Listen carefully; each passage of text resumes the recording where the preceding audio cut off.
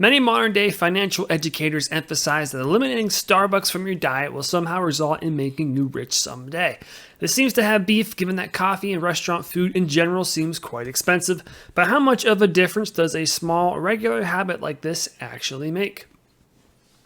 In Sahil Bloom's book, The Five Types of Wealth, he emphasizes the idea of focusing on high leverage decisions, also known as big expenses and big investments, as opposed to spending lots of time cutting out little pieces of fluff here and there. Focusing on this strategy, let's compare what this may look like for a young person who has $1,000 of expendable income each month.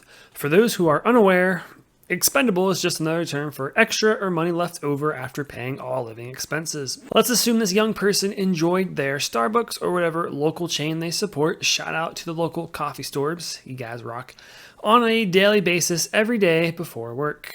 You can see Grok estimates the average drink costing $5. So let's go ahead and assume you spend $6 per day on coffee. Assuming 22 work days per month, this would amount to $132 per month, leaving you with $868 remaining. Remember, this is assuming you get Starbucks 5 times a week, which is likely more than the average worker does. So, what impact does $132 per month have on you? Well, it amounts to about $1,500 per year, which is certainly noticeable. But let's put this figure aside and return to the concept discussed at the beginning of this video, focusing on big expenses and big investments.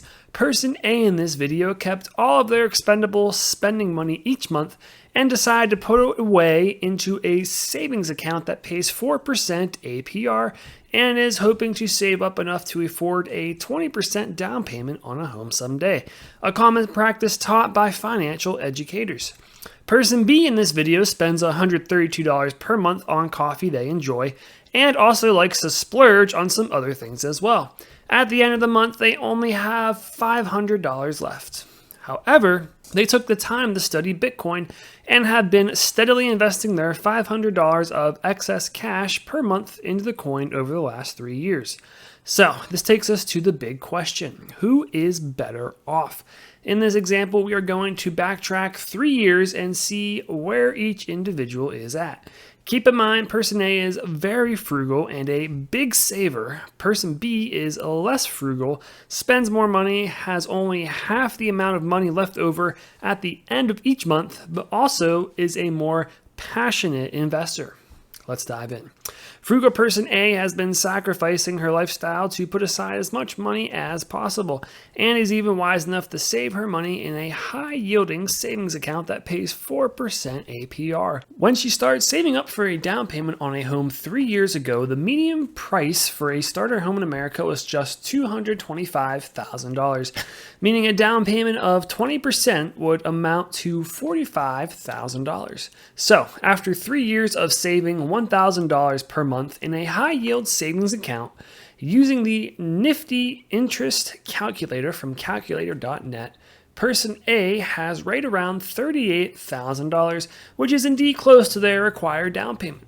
However, given that homes are an appreciating asset, we now need to factor in the new price of a starting home today, which is now around $287,000, which increases the required down payment to $57,400. So, after 3 years of saving, person A is still renting, still living below their means, and still around $19,000 short of the required down payment for a starter home. Yikes. Now, let's move on to person B, who is less frugal, enjoys life, and is a passionate Bitcoin investor who has spent hundreds of hours researching. This individual only had half the amount of money left over at the end of the month, but instead of putting it into a high-yield savings account, they dollar cost averaged into Bitcoin.